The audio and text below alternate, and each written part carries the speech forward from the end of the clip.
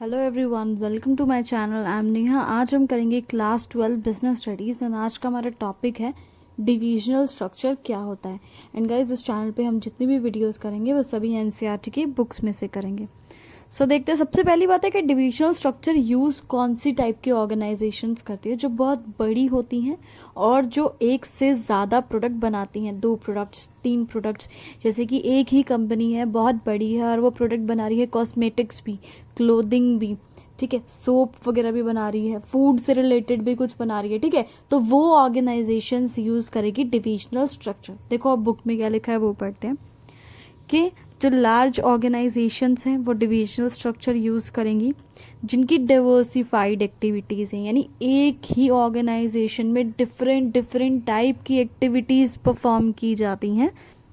उनके लिए ये डिविजनल स्ट्रक्चर मोर सूटेड, यानी उनको ज़्यादा सूट करता है।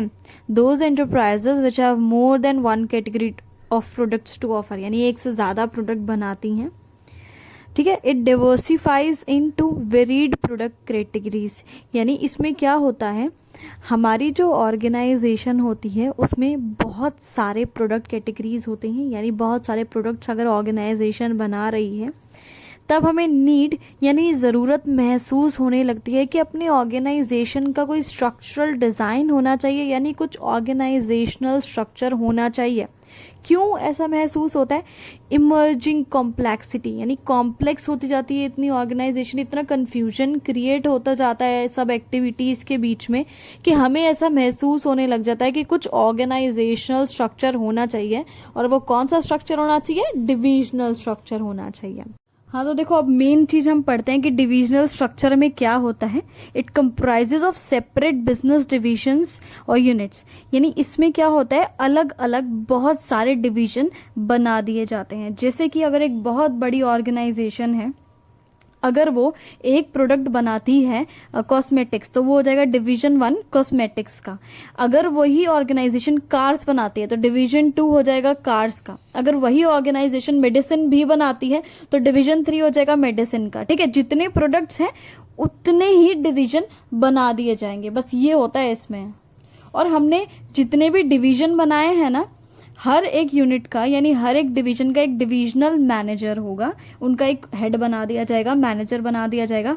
और अपने डिवीजन की परफॉर्मेंस, यानी डिवीजन कैसा काम कर रहा है कैसा नहीं कर रहा है, वही मैनेजर देखेगा। एक एक प्रोडक्ट का एक एक मैनेजर, ठीक है। और उसी के पास अथॉरिटी होगी हर चीज की कि मुझे अपने प्रोडक्ट यानी अपने डिवीजन का क्या डिसीजन लेना है क्या नहीं लेना है।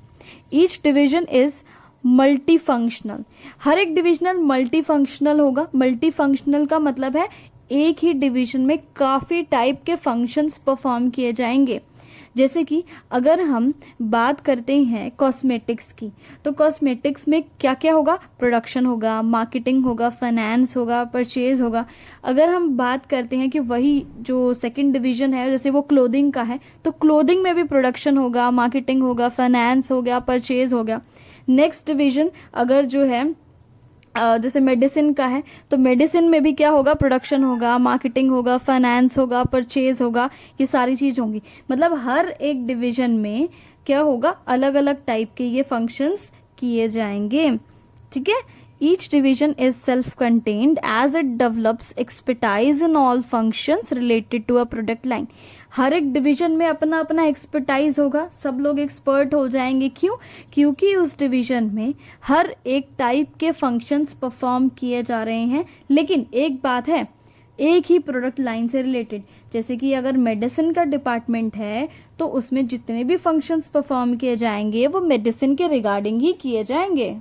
जैसे कि मैं आपको एक एग्जांपल देती हूँ, यहाँ पे लिखती हूँ। जैसे कि ये डिवीजन है आपका, ठीक है, ये प्रोडक्ट 1 का, प्रोडक्ट 2 का, प्रोडक्ट 3 का, प्रोडक्ट 4 का, ये अपने डिवीजन हो गए। अब इन डिवीजन को भी अलग अलग तरीके से यहाँ बांटा जाएगा।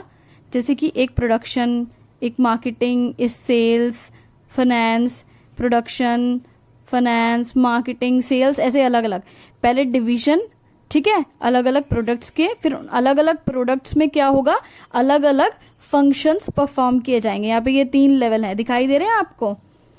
सो क्या है, within each division the functional structure tends to be adopted. अब क्या है, ये एक डिवीजन है, इसके नीचे क्या है, फंक्शनल स्ट्रक्चर, यानी अलग अलग फंक्शन परफॉर्म किए जा रहे हैं। फिर ये एक डिवीजन है, इसके नीचे अलग अलग फंक्शन परफॉर्म किए जा रहे हैं, ये भी एक फंक्शनल स्ट्रक्चर है। फिर ये एक डिवीजन है, इसके नीचे भी अलग अलग फंक्शंस परफॉर्म किए जा रहे हैं, ये भी एक डिविजनल स्ट्रक्चर है। सो फंक्शंस में vary across divisions in accordance with a particular product line, यानी हर एक डिवीजन के अपने अलग फंक्शंस हो सकते हैं, ठीक है। ऐसा नहीं है कि सबके सिमिलर फंक्शंस होंगे, अपने अपने प्रोडक्ट के अकॉर्डिंग अलग अलग फंक्शंस हो सकते हैं। Each division work as a profit centre, हर एक डिवीजन चाहे ये हो चाहे ये हो चाहे ये हो, ये अलग अलग प्रॉफिट सेंटर होंगे, ठीक है। और ये जो डिवीजन के हेड बनाए थे ना, हमने ऊपर पढ़ा था कि हर एक डिवीजन का एक एक हेड होगा, यही रिस्पॉन्सिबल होगा कि भाई इस डिवीजन में फायदा है या नुकसान है, इस डिवीजन में फायदा हो रहा है या नुकसान हो रहा है।